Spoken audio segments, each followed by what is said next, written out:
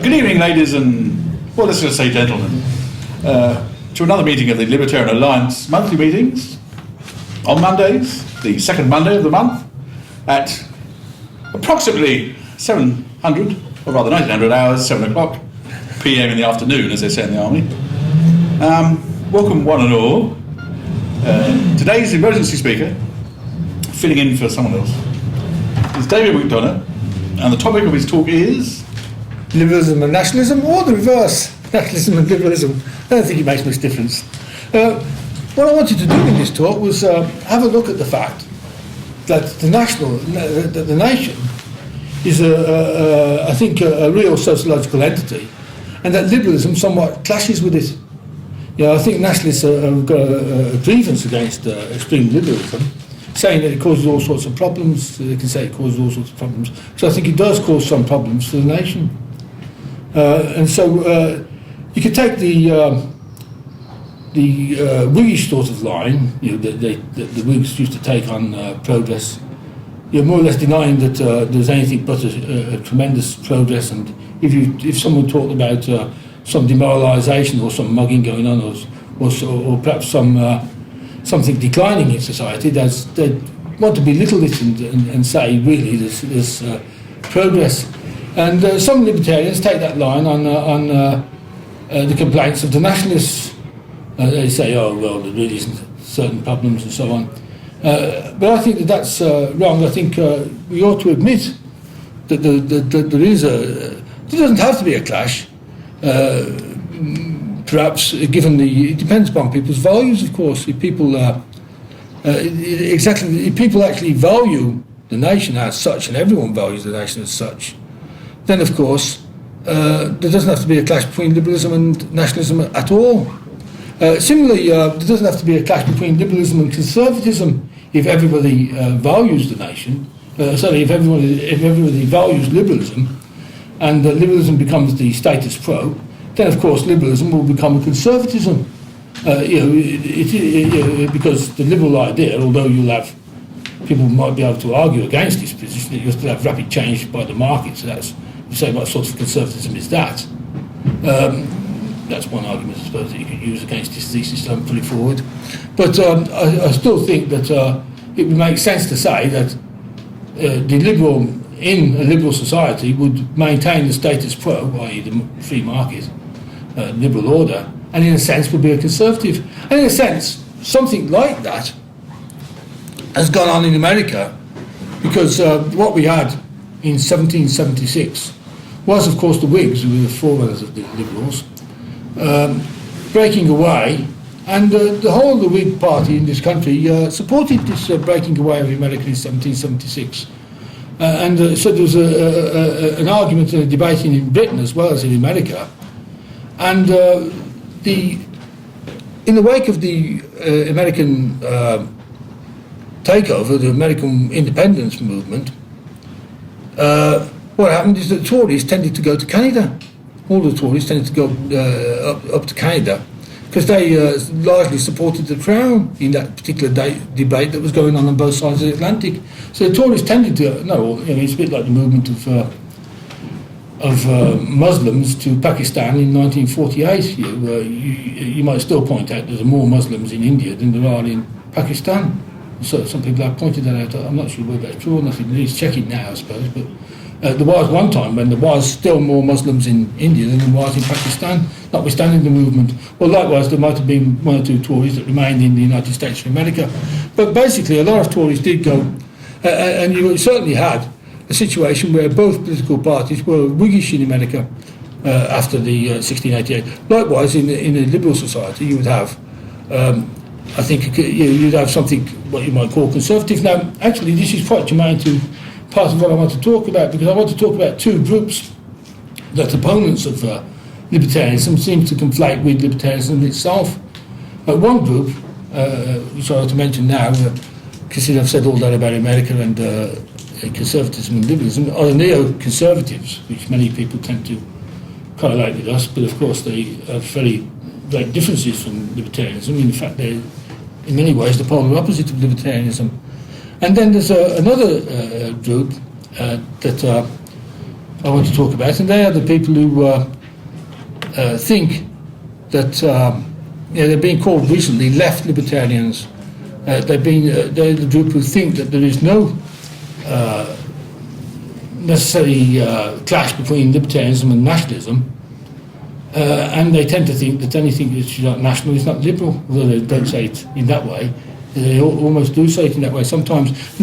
So one of them is, one side is not all that well represented by Roger Scruton, I'm going to talk about, and the other side is better represented, I think, by Hans Hermann Hoppe. So they're the two people I'm more or less going to talk about. They're the two people I've talked about in that big essay. That's I haven't got enough notes from. Which I'll send into the list in the next few weeks or so, I suppose. First of all, I suppose, with the neocons, I suppose. But of course, I might point out that Milton Friedman once said that the market can do anything better than the state. But there might be an exception with war. I think Friedman's right that although of course some of you may well object to this, but I think that the market will not be better at the problem of defence than war. I think this is so conspicuously the case that, again, I fully appreciate that you might not have, perhaps no one will agree with this in the room, but I think this is so conspicuously the case that you won't get rid of the problem of defence, which I think is caused by the state, until you've actually got rid of the state, or at least until you've winded it down. I think Cobden and Bright were probably right when they thought that a very minimum state would get rid of the problem of war. I feel certain that the liberal thesis that the market crowds out war is right, and that taxation allows war back in. In other words, you can only have war because of taxation, because the market is taxed. And of course there is this tendency of the market to go against war. It's even felt while we've still got a state.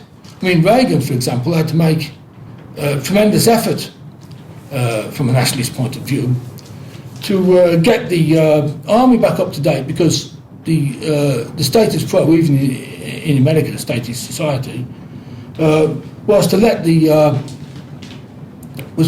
army dwindle and fall behind. And you've got that to some extent. In Britain, a lot of nationalists complain that too many of the cuts are going on the army and so on. And there is this tendency to let the army dwindle. I think there's been this tendency throughout civilization. I saw an interesting programme on the television on the Great Wall of China a few weeks back. And this was talking about how the Ming dynasty in China were very prosperous and they neglected defence. Consequently, they became very attractive to the Mongols, and they were invaded. And on one invasion, they even almost came into the Forbidden City, and they were persecuting the people so much that the doors had to be opened to let as many of them into the Forbidden City as could fit in, and many of the rest perished at the hands of the Mongols. And so the emperor was convinced that he'd have to do something about defence, and so he first of all executed his war minister for allowing the Mongols to get so far as it got. But it wasn't really his fault. He hadn't been given enough money. He'd been starved of money, and he knew that if the Chinese army faced the Mongols, they'd have been wiped out. They weren't well equipped, so he needed more money for this army. And the new general, there was a fairly young general to be appointed in his place, called Chi Wang. And Chi Wang, first of all, trained up the army in the south against Japan. And then at first his army was met some defeat against Japan, but he trained them not he instituted the very often nationalist thing of what Stalin instituted at Stalingrad, I think, that if you retreat, we will shoot you. So basically, encouraged them. They knew that they'd have to fight because they'd have to die one way or the other. They might as well die facing the Japanese. But anyway, he had some success against Japan, and then he moved up his army up, his now new trained army, which he made professional. He found them part-time army, he made them a fully professional army, and he got funds for that. But then the emperor wanted him to tackle the Mongol problem in the north, and he thought that he couldn't do it because he'd had a look at what had gone on, and he realised that pursuing the Mongols into Mongolia meant that you'd have to resort to their tactics of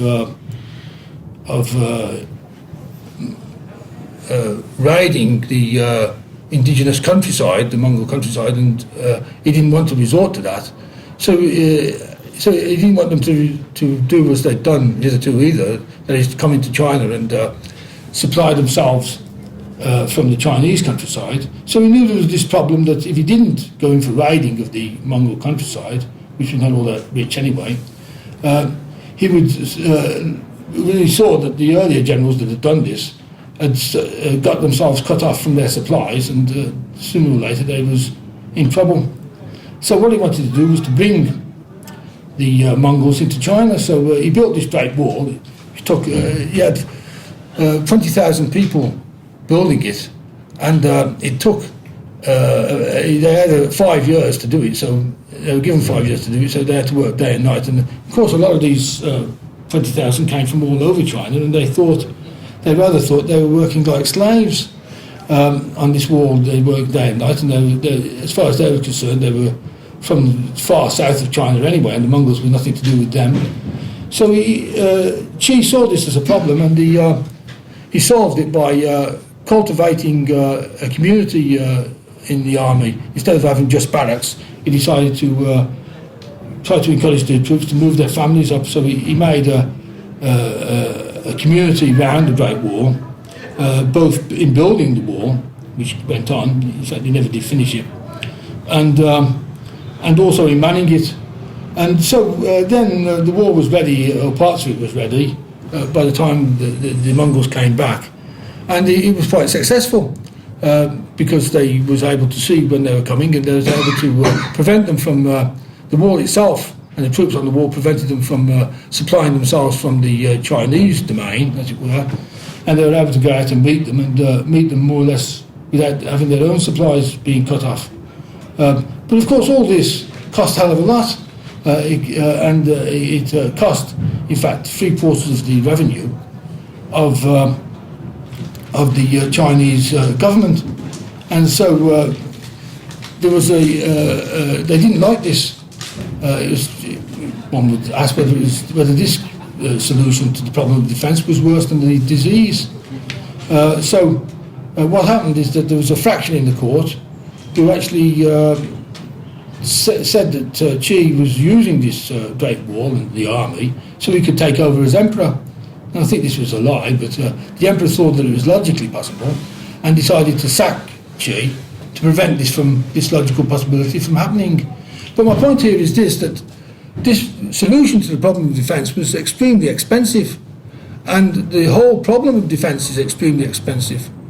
It has been said by many people that, all in the Libertarian Alliance actually, but anyway, I give credit to what they said, that Bill Gates couldn't support the war in Iraq for very long out of his own personal fortune. But what can support the war in Iraq is the taxpayers of America, which there are many of them, of course, and they can support it for as long as it goes on. But of course, it's not doing them any good. Even the United States of America are being heavily taxed by this problem. In other words, the big thing that the state seems to outpace the market on is this problem of war, but it doesn't do it economically or cheaply, and nor does it cease to be a problem. However it solves this problem, whether it's victorious or whatever. And of course it is a problem that the state itself imposes upon mankind, and as Cobden and Bright said, that if you roll back the state to a minimum state and kept it, Cobden and Bright also advocated that there should be no foreign embassies and no foreign meetings, no conferences, that politicians should just take care of national business. There should be no foreign office or anything like that.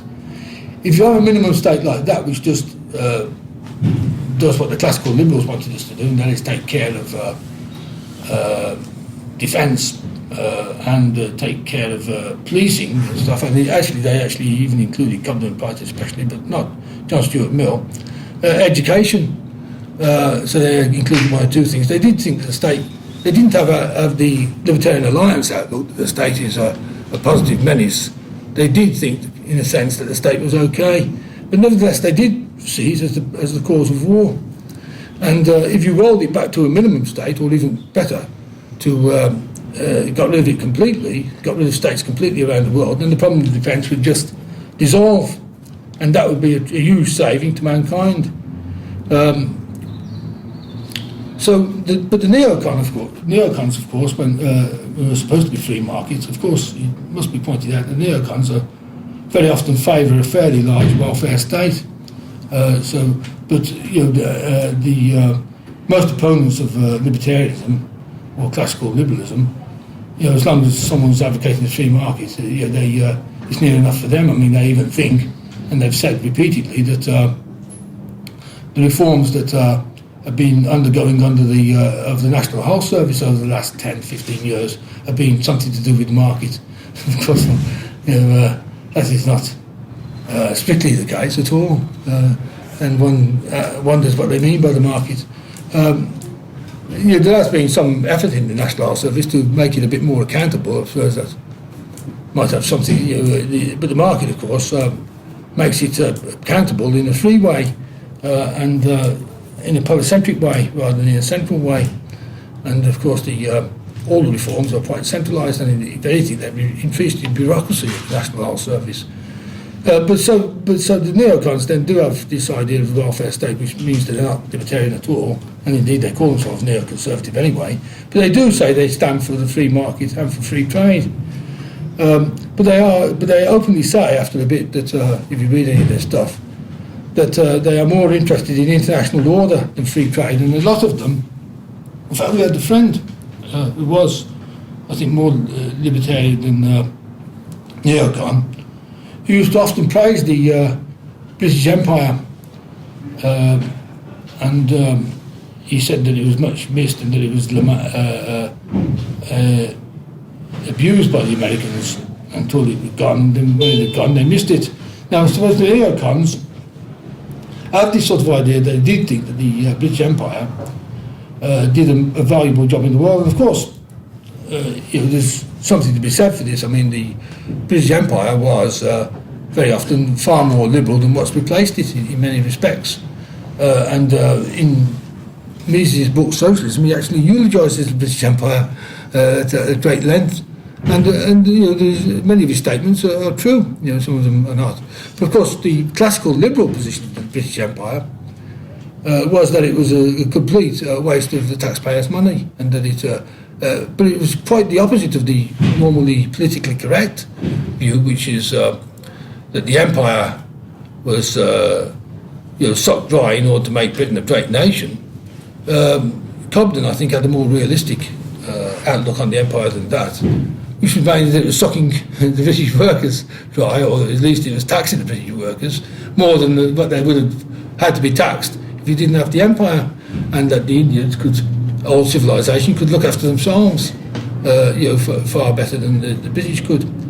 And so, the classical liberal view of the empire was quite hostile to the empire all along, and indeed this was a continuation of that debate going on in 1776 that I mentioned, where the Liberals then, or the Whigs then, were in favour of the United States of America going free to a large extent.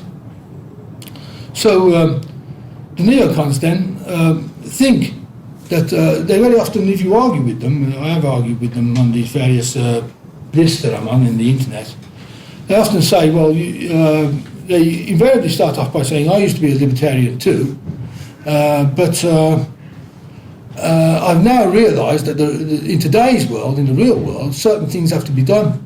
And what they mean is this international law and order business. If the United States doesn't provide this international law and order, who will? and we won't be able to trade abroad and so on, and the oil is important after all, and so on. And well, I think the liberal answer to this is that the indigenous people will, around the world will eventually grow up and they'll find, and they'll soon look after what law and order needs to be done, and they'll see to it that sooner or later trading will be facilitated on an international basis without any imperialism or any neo-imperialism.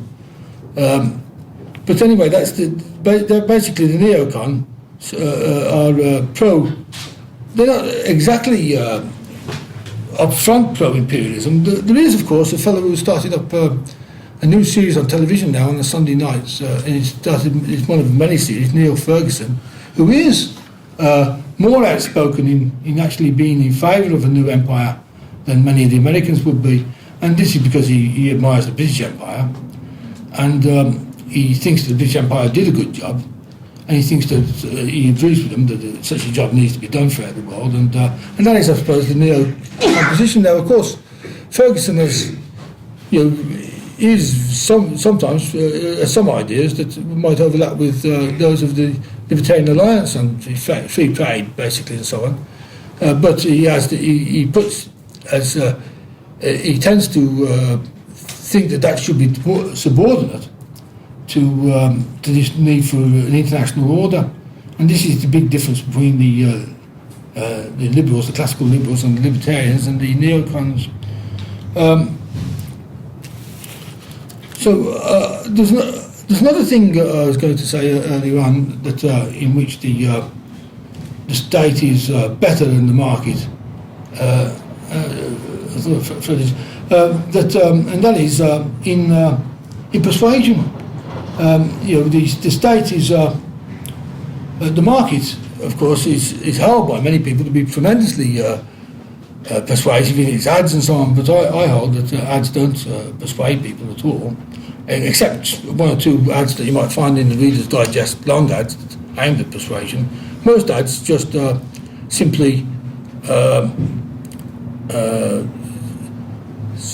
ring a big bell and call attention to the goods that's on sale, and this puts the final touches, as it were, to entrepreneurship. But even entrepreneurship itself doesn't persuade. What the entrepreneur essentially tries to do is to guess what people are likely to want. So I don't think the market is very good in the. It's not very good in war, and I think it's not. That's of course a personal opinion, which I don't expect anyone here to share. But it's also, I think, not very good in the arts of persuasion, which is perhaps another personal opinion that no one here will share. But I think what is needed, of course, is exactly what we've got, although it's not as efficient as it should be, and that is an amateur organisation to spread liberalism, and that is, of course, the Libertarian Alliance. It is an amateur organisation, and it is, insofar as it does attempts to do this, I think it's quite good. It doesn't do enough of it, of course. The members have never been as active as perhaps they should be, but they are the sort of people who will, I think, get the ball rolling to institute liberalism and will persuade people. We can't expect the businessmen or people like that. And of course, as Mises points out again and again, liberalism isn't, as the Marxists tend to think, and as the sociologists who like Marx tend to think, the ideology of the businessman anyway. The businessman is perfectly all right, but he's not a hero of any sort. Now, I come now then to... going all right. I think I come now to... This a few notes I've got. I come now to Hoppe, who basically holds that there's no clash between pure libertarianism. He even claims to be an anarchist, which is very good. He calls it a natural society, in fact, and by a natural society he means an anarchist society, a liberal anarchist society, an anarcho-liberal society. He thinks there's no clash between liberalism and nationalism because he thinks that the sort of things that upset the nationalists about free trade, like free immigration and so on and so forth, only happen on the scale that they do today owing to the state. If you had a complete free market, people would only be able to immigrate as they were invited in. There'd be no highways. He has a look at the various publicly owned highways, and he has the idea that the state has only developed these so they can control the taxpayers. So they have. He notices there's virtually no houses that aren't surrounded by either highways or parks, public parks, and he reckons the state have these so they can get access to anyone who they disagree with and perhaps aid them to disappear in the night. He thinks this is more so the case in socialist societies than it is in liberal democracies. But he's written a big book called Democracy, the God That Failed, and he explains in one of the chapters there that that you wouldn't get with a complete free market. You wouldn't get anything that the nationalists protest against, like the multiracial society and so on and so forth.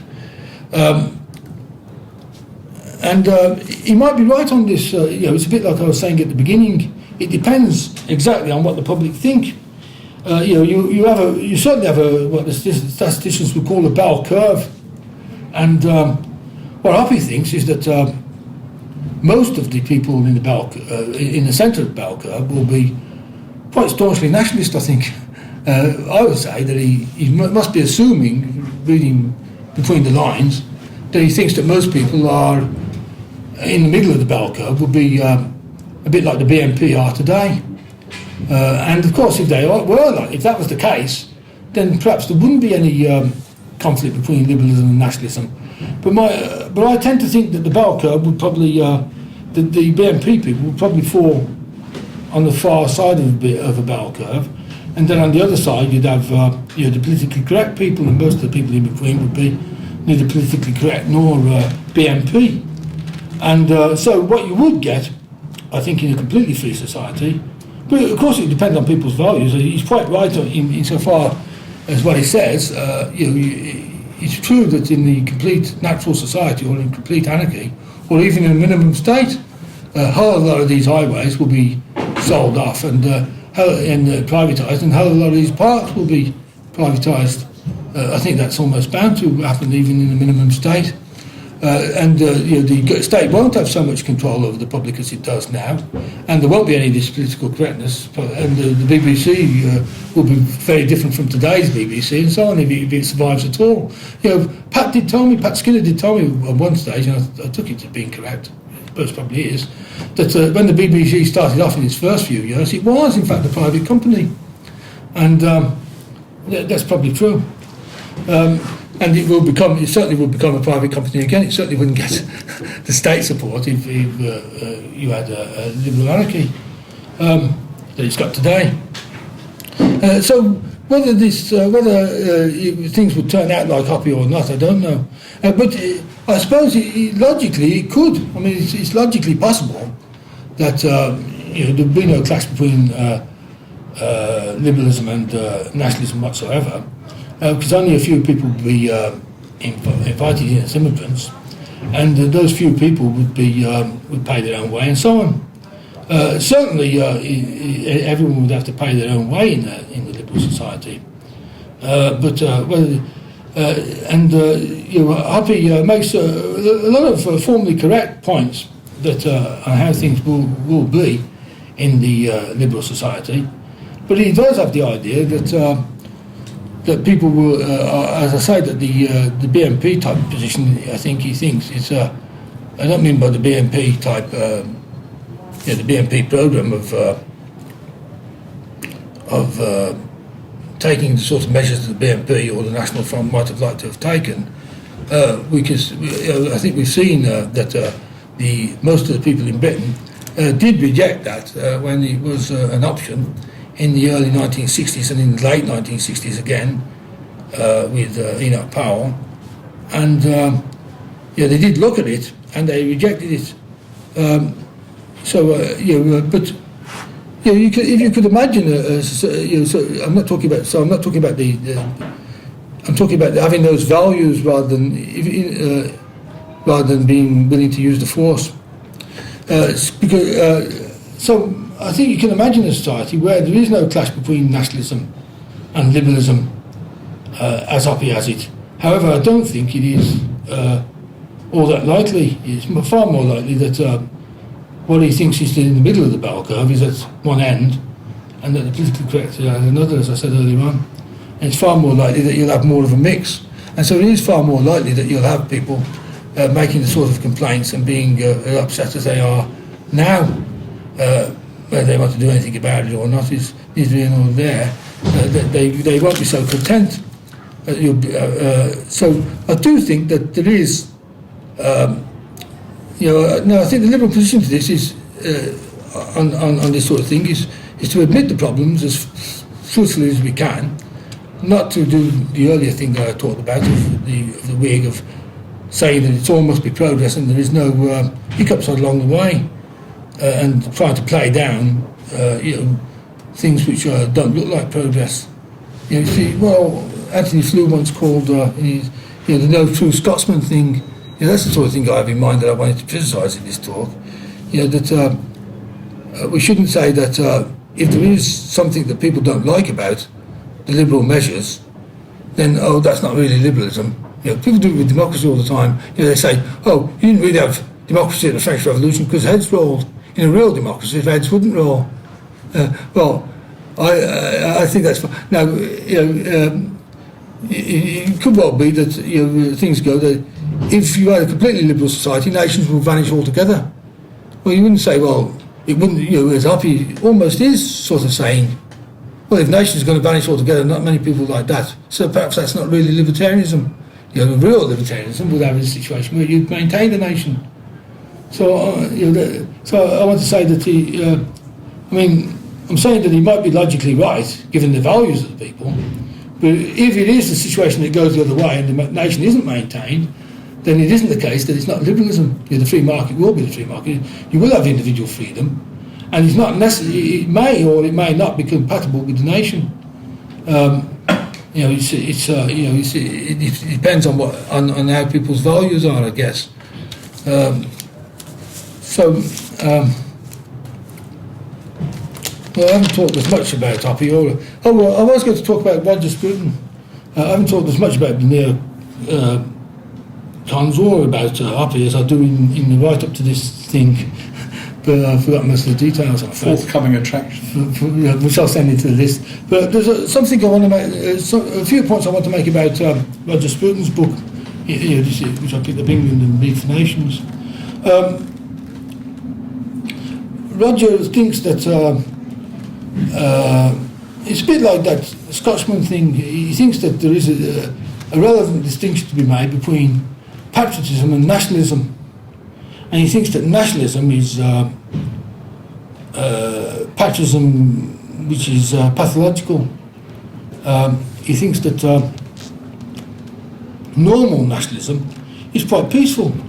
It doesn't concern thinking you're better than your country. It just concerns having your country and so on. And it's to be distinguished very much from tribalism. And he thinks that nationalism is absolutely essential. It's a wonderful principle, because without it we couldn't have democracy. And Roger thinks a great deal of democracy, of course, and he thinks a great deal of nationalism. Now, I think that what Roger's saying is not too bad, but I don't think it's quite right, because I think what he wants to call tribalism and nationalism is, in fact, I think, part of what the nation is. I do think that there's something tribal about the nation. And if I was a nationalist, so I'm not, I've never had the, thought of as a Catholic, I suppose, which means universal. And then I went as a Marxist, which is also universal.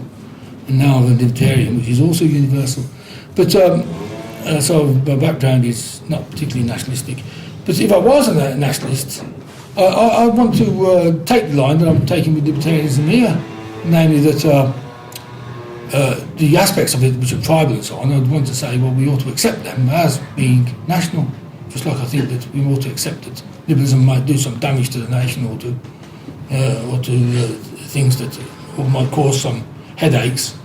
Because I think that Roger's distinction between nationalism and patriotism is, I think, not totally and utterly valid, because nationalism will work best, as Hoppy quite rightly points out at length, as a homogeneous nation, and it is a form of tribalism.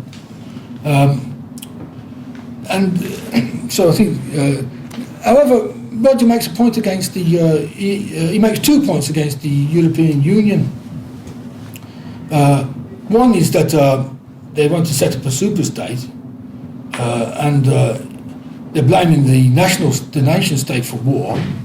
There's no guarantee that the super state would be any better at solving the problem of war than the national state. I think that's absolutely right. In fact, my own opinion of the EU has been, which I've echoed many times before, but go over it again, has been from the beginning, right from the 1960s, that the common market, or the European Union, is trying to solve the problem of the great expense of war that I've labelled in this talk, by having a whip round among the states. In other words, instead of Britain doing it on its own, it's now going to have Britain, Germany and France, and it's going to make it easier to pay the necessary expense of war. The European state, and also there is the fact that the European state has got more population than America and could be the #1 state. And I think that's the tacit thing. It's the elephant in the room that the European Union, although I do think that Heath was quite upfront about this, but apart from Heath, all the rest of them don't seem to have been upfront about this. And many people, like Norman Tebbit, couldn't understand that Heath was upfront about it anyway. So Heath's upfront about it was only recognised by a few people. I think he made it clear enough. And certainly, if you look back at his speeches now, it will be clear to you, I think, that he wanted a super state. So I think that's a good point that he makes against the European Union. I think his idea of the nation, I think, he's got. As I say, I think the nation is real. It has a real substance to it, so he's got something to it. I can remember I think that the Marxists never did understand nationalism. They did think that class was far more real and than nations, and of course that was completely false, as they found out in 1914 when the Social Democrats went to fight the war, and the Socialist Party was depleted because people went and fought for the nation. The nation is certainly a real thing, and whether it conflicts with liberalism or not depends upon the values that the people have in the future. But I think that prima facie there's almost bound to be a clash between nationalism and liberalism. And when that does happen, I think the liberal propagandist has to own up to the fact that liberals do stand in favour of, say, free immigration and things like that. But of course, Hoppy's quite right that with a liberal position, it may well be that a population may well, of course, they wouldn't prevent free immigration, because what he's talking about there is paradoxically a freer immigration than what we've got now. These immigration controls, what we've got now, although they might let more immigrants in, are in fact less free than the sort of things that Hoppy is, nevertheless, being loyal to the liberal letter of the law, insofar as he's quite wise at that respect. Although there's no end of attacks on him on the internet, which you can only expect, I suppose, saying that he's a nationalist and stuff. But he is quite, he does make a fuss about devolution, probably to offset the fact that he might be accused of being a nationalist, because obviously this devolution business is not very favourable to the nation. And what he envisages, how we get from here to there, as it were, was first of all we'll have devolution and then we'll have privatisation. I don't see the need for devolution myself. I don't think it is. I don't think it's on the road to what I call a natural order, what I call liberalism. I think that we can and we should make a limited use of democracy just to get more and more privatisation. And if we had a liberal population now, both political parties would offer us a hell of a lot of tax cuts. And of course we take all of those, and if we had a completely liberal population in Britain, I think it'd only take a few elections before we privatised most of the state off, and we'd have a minimum state within 10 years, and probably even a state of anarchy within 10 years. But what we're lacking, of course, is the liberal population. Which of course is the big... That'd be a detail, I think. Be a detail. So with that, I'll open it for discussion. Very good. Well, our speaker has set the ball rolling, a great globe of interesting conceptions and possibilities about the great globe itself. I have first question.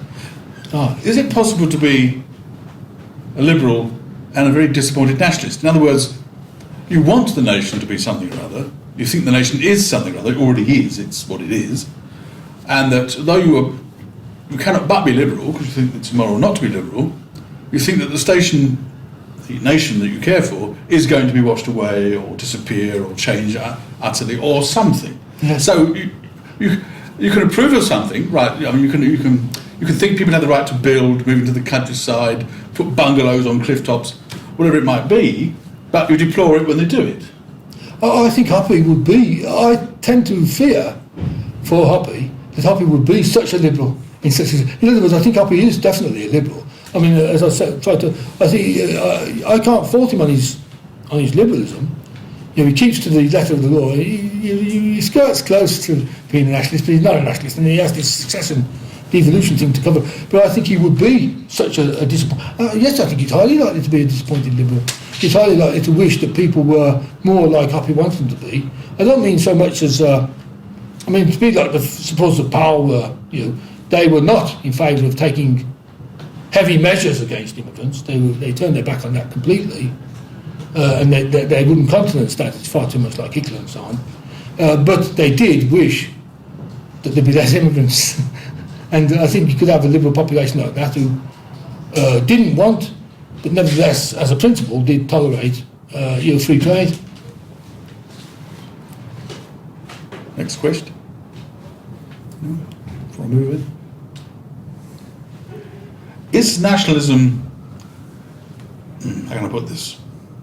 It's possible to be concerned only for your own population somehow, or at least more concerned or indifferent to the sufferings of faraway, slanty-eyed people, whatever it might be. No, I don't think these people exist, actually. I think most people actually sort of care for others, but they feel more inclined to jump for their musket when they hear that Britain has been insulted or threatened, or the Hun is at the coast or something. But don't you think that it isn't just a matter of, because you're talking of values, isn't there Duff theory as well? Isn't there a certain economic analysis such that it makes people more of a nationalist and a liberal nationalist? In other words, it's not just valuing your home population compared to a foreign population. It's not just that. Well, you want bad things to happen to other people, but you might like your own country's food or language, or mostly because it's what you grew up with. It's not better, but it's what you know and love. Now that will be closer to patriotism, which is a kind of inoffensive thing whereby you love it because it's yours, and had you been raised somewhere else, you would have loved that. So you don't run down the other countries, you just like your own, but you want to have progress and development without change you don't like. So, but do you think that nationalism is and must be, or actually existing nationalism is mostly illiberal, simply because it has not so much the wrong values, but the wrong theories? I finally do think that nationalism isn't illiberal at all in itself. It's a bit like religion. I think it only becomes very illiberal because it has a strong tendency to be statist. And it's the statist part of it that... Well, why is it? You must think the state is serving I think the state is part of the national ideal, yeah. In other words, I think a nationalist worth his salt would want his own independent state. And a nationalist will think the state is good. I mean, in a sense, Cobden was a nationalist to some extent, although he was an extreme liberal.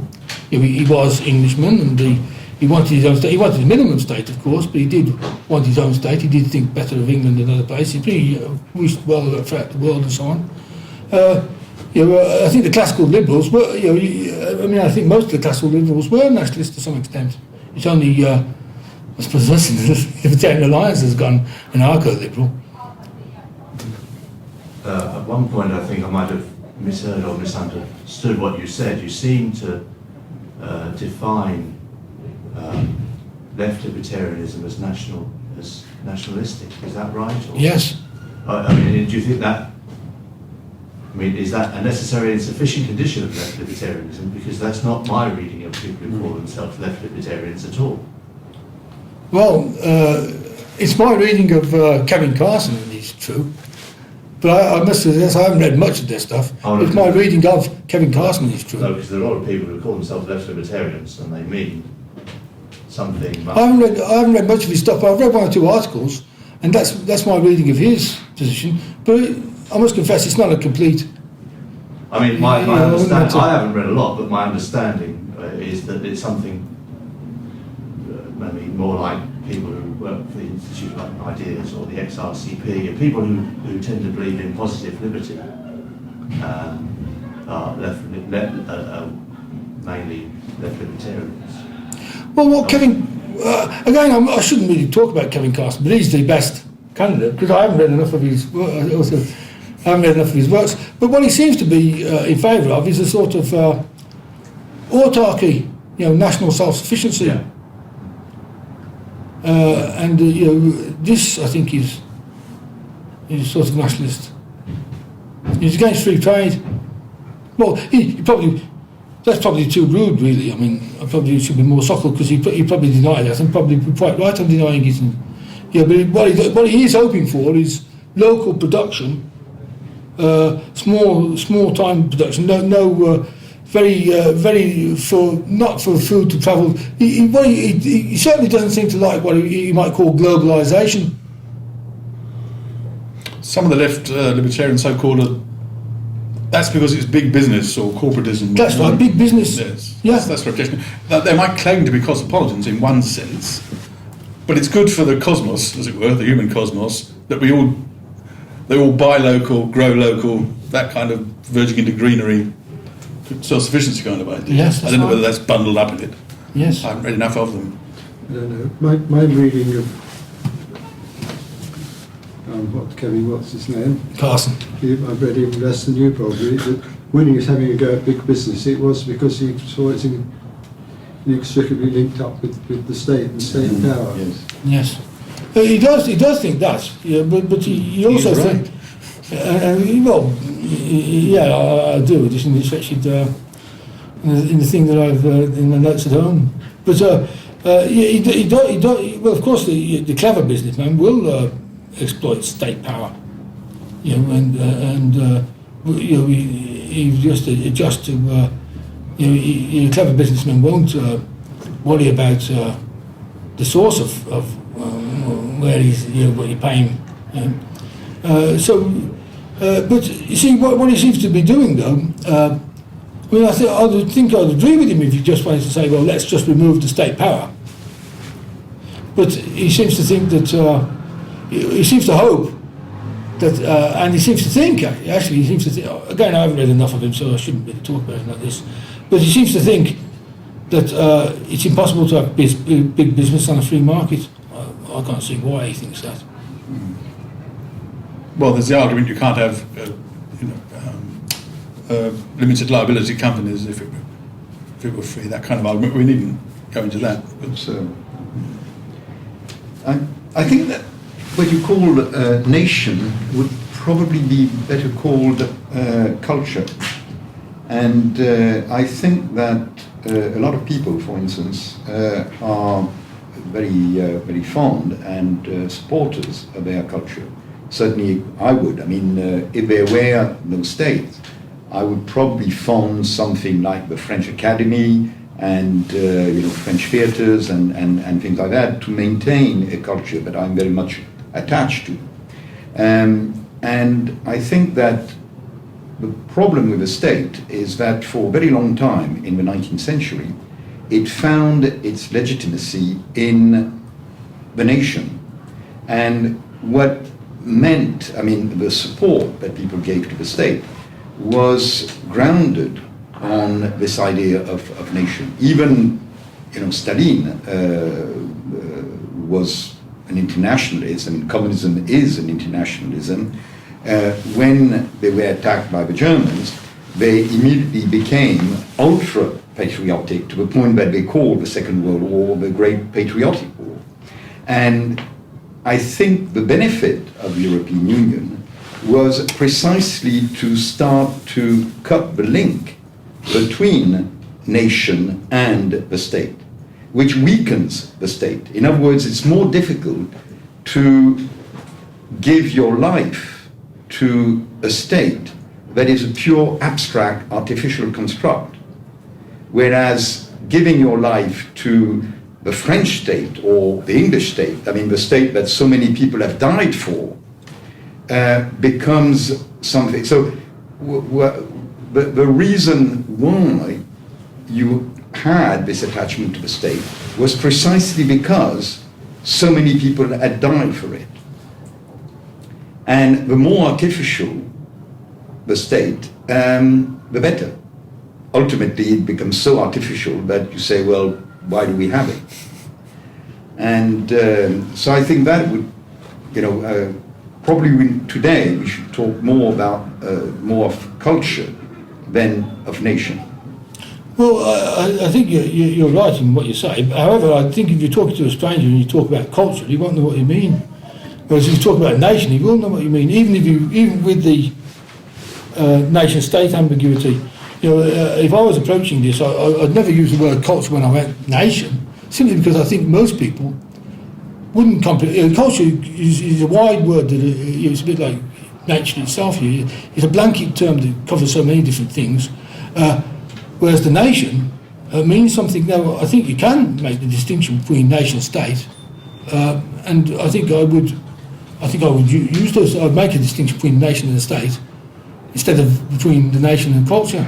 You see what I mean? Well, and I'd hang on to nation for what you're really on about. I mean, this business. Nation.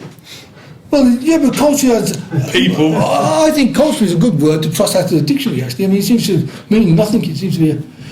When you hear the word culture, you reach for your eraser. That's right. Well, I admire it was the old Air Force Nazi, wasn't it? Yes, Who said, who said when I hear the word culture, I reach for my gun. Well, I've always admired that. I've never liked the word culture. Well, the thing is that today you have more and more people who live outside of the territory that was assigned to their nation. I'm an example of this. And look at the Chinese diaspora. I mean, are the Chinese, for instance, living in London, part of a British nation, or are they part of a Chinese nation? Are the millions of Turks living in Germany, or with 2 million Arabs from North Africa living in France, are they part of the French nation? Are they part of the Algerian, Moroccan nation? Actually, neither, probably. But they are certainly part of Arab culture. And the Chinese living here, or Chinese living in Singapore and so on, are part of the Chinese culture. And I think that is probably becoming more and more relevant as we have these pockets of migrants living in different countries. Then the country that their nation is, allotted to. The other part of what I should have answered to you as well is, I'm not convinced that I think you're right about people liking their nation, but I don't think that people have got a tremendous attachment to the state. I don't notice a tremendous attachment to the state. I never have noticed a tremendous attachment to the state in looking at people throughout my life. What I've noticed is an apathy, tremendous apathy towards the state. I myself, before I became interested in politics, wondered why anyone paid any attention to it. And the question that I often asked myself in my teenage years was, what on earth has it got to do with life? These people, Mr. Macmillan and so on television. What has it got to do? Who cares who wins the election? What's it got to do with anything? Now, of course, I was tremendously ignorant. I remain ignorant today, of course, to some extent. But nevertheless, I think that what I felt then is the average feeling that I felt in other people as well. I mean, they knew the two things. Everyone I met knew two things. There's two things boring that you should never talk about anywhere. One is religion and the other is politics. Never talk about those two things because you're borderline. Everyone knows that they are boring. And so there was a... All cause fights. But there were widespread mores. Question over here. David, did the classical liberals believe in national characteristics? Presumably the nationalists do. They think they're preserving values, maybe Englishmen or hot-headed or whatever. Did the classical liberals believe in these national characteristics? Yes, I think a lot of them did. Yeah, Cobden actually went in for all sorts of things. He actually didn't only think that national characteristics were the case. He also thought that phrenology was correct. But phrenology was Phrenology. Beg your pardon. Phrenology. It was a trait of how you could read your character through bumps on your head. Yes, I think there was nothing in classical liberalism which was anti-nationalistic. I think that is coming to the fore in the anarcho-liberal movement and in the Libertarian Alliance, I think. How much does the idea of democracy or the practicality of democracy have to do with the idea of a nation that somehow fits a country, fits a culture, fits a people, and it's more convenient, or it would be wrong not to be the case, that they make the nation that gets a democratic government? Was it just a matter of, well, we seem to be more of a kind, we're more likely to settle to agree upon a government for this area. We can't just arbitrarily include half of France, because it's as near as Scotland or even nearer, so why can't we have a nation made out of these two geographical areas? So was it the fact that they were also liberals and Democrats that they had to have an idea of nation? I don't think the classical liberals question nationality very much. They question the state, but not nationality. But Scruton puts forward an argument in this little pamphlet that democracy is absolutely, the nation is absolutely vital to democracy. You have to have a common feeling of we, he says. It has to be a demos. It has to be a demos for democracy. And he feels that he makes a strong argument for saying that democracy must be based, it can only properly be based on nations. And he points out, of course, he's largely arguing against the EU. He points out that, as we all know, is that the EU isn't particularly democratic. He hasn't done so well on the democratic front. A lot of the EU councillors are unelected and so on, and of course the European elections aren't all that popular and so on. So he hasn't done so well on the democratic point. So he makes some strong points there. But how far he's, I don't know whether his thesis is right or not. I haven't given it enough consideration.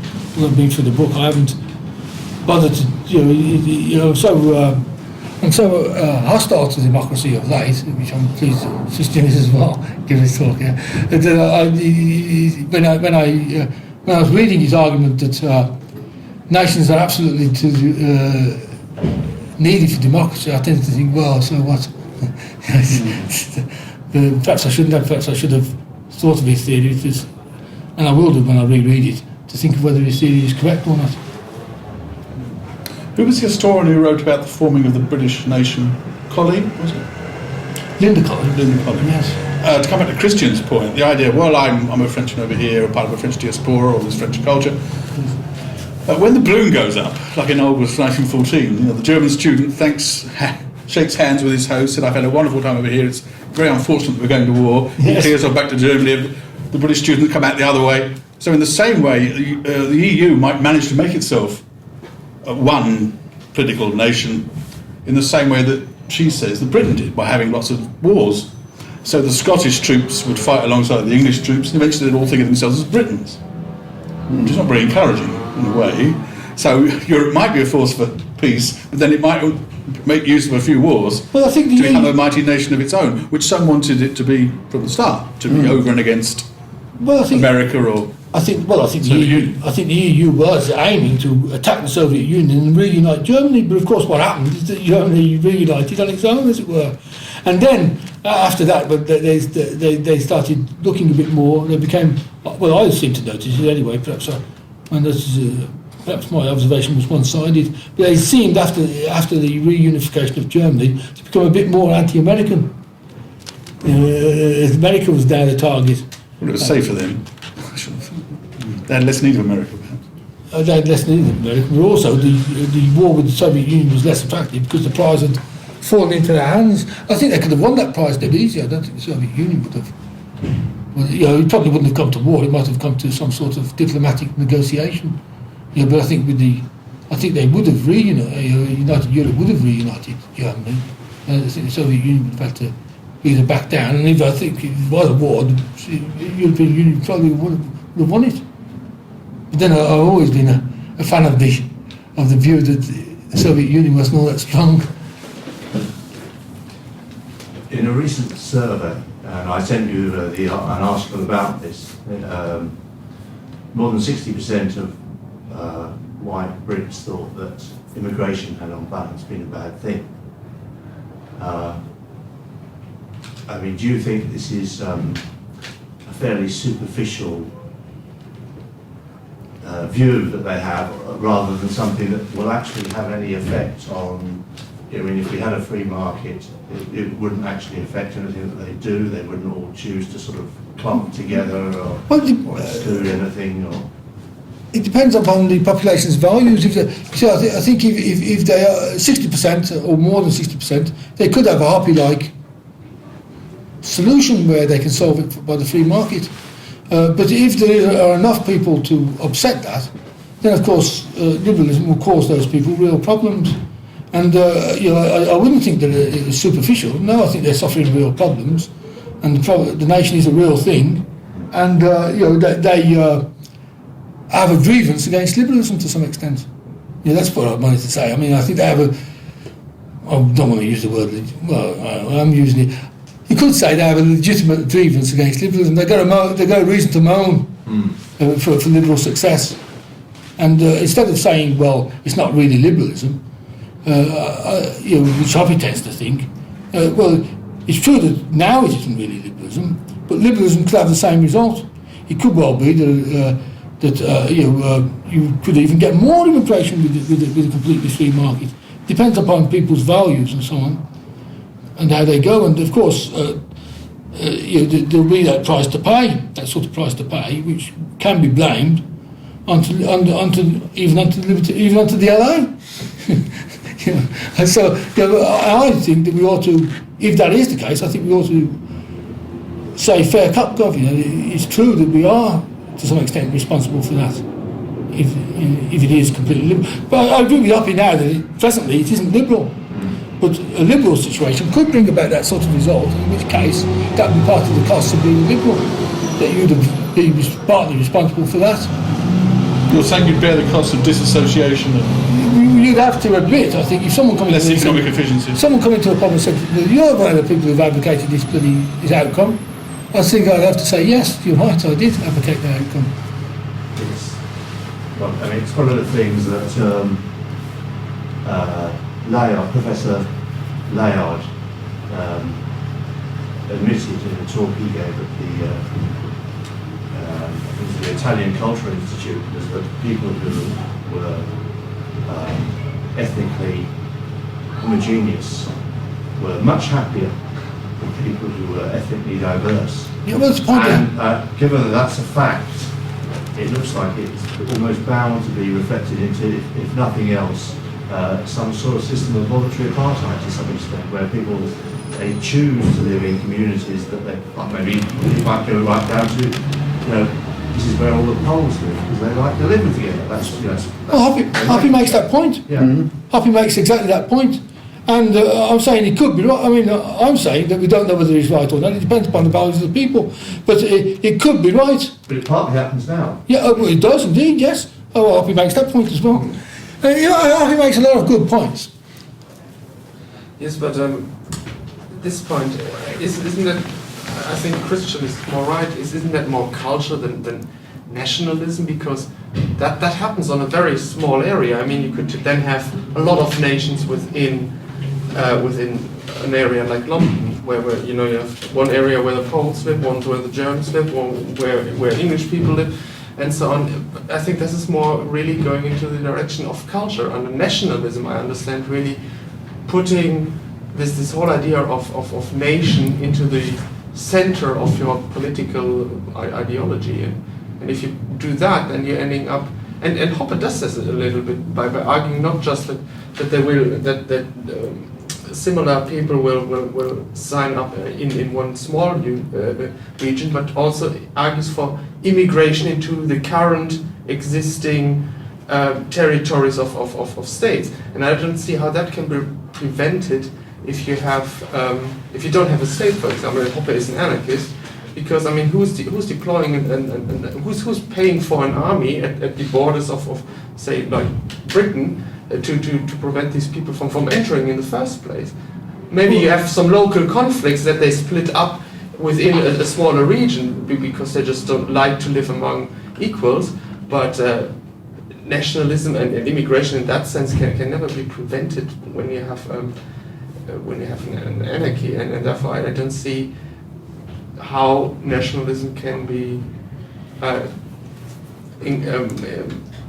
nationalism and at least anarchism go together. Well, you could. You see, it depends upon people's values. I mean, I think you're right. If people's values are such that they're willing to tolerate and trade with immigrants, then immigrants will come in.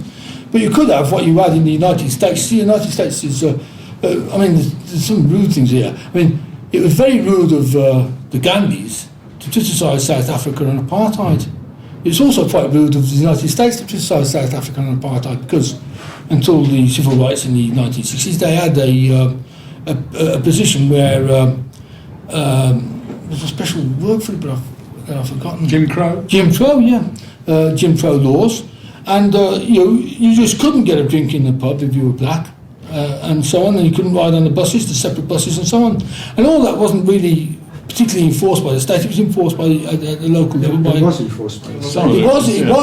The state backed it up. In places it was imposed by the state, certainly on the bus companies in the south. It was imposed on the bus companies. And as far as I know, they imposed it after they realized that in the end of the 19th century, for example, in pubs, they became more multicultural, that people actually did break these national barriers, and some politicians didn't like that and said we need to have a law that forces pub owners to split these groups up. So I think the market did set the exact opposite example of people, at least in places like bars, joining together. That doesn't mean that they maybe in their private life have deep connections with each other, but there was a tendency of splitting up these racial splits, and it was the state who then tried to reinforce these splits.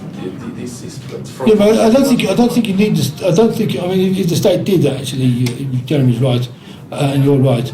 I don't think you need the state for that sort of thing. I think you can imagine that sort of thing going on without the state. That's my point. And to some extent, it is going on even now in America. Now that the state has gone the other way, because now the state in America is more politically correct than the state here. And yet, if you have a look at when I went to visit David Steele in Chicago, one side of Chicago is completely and utterly black, and the other side is white. And in the centre of Chicago, you rarely see a black. I walked around Chicago, I didn't see one. Perhaps they were hiding from you. No, they weren't hiding from me. I would. They didn't even, you would, yeah, but you know it, they don't. Good point. They didn't even know I was visiting. They had spies. I should point out as a point of interest that I believe in medieval Paris, lots of foreign students attending the university there, where they lived, they were known as the nations. Each one had its little sector. That's right. So you have a kind of voluntary nationhood. However, going the other way, back to culture again, a certain Mr. A.H.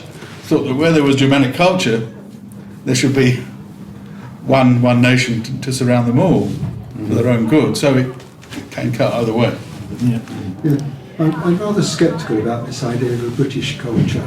I mean, if I look at what I do in my everyday life, I don't have anything in common with people who watch EastEnders or go to football matches, and I meet as many foreign people when I go to the Go Club on the weekend on a Saturday, as I do British people, and they're there as Go players, not there as Japanese or Koreans or Chinese or Germans or Poles or French or whatever it is. Till the balloon goes up. You're sceptical of British culture because it hasn't got much go. Oh. Well, your high culture, that's what you put on your census form, put it in high English, like. Well, I don't think it is particularly British because the things I do, I don't, very few British people do it. There's more people internationally who do it. I mean, if I go to the Go Club on a Saturday, there are going to be Japanese people there, and Polish people, and German people, and occasional Frenchmen. What is it the other days of the week? Well, the other days of the week, the place is a Japanese club. It's I thought you meant he was only occasionally French. That's facetious.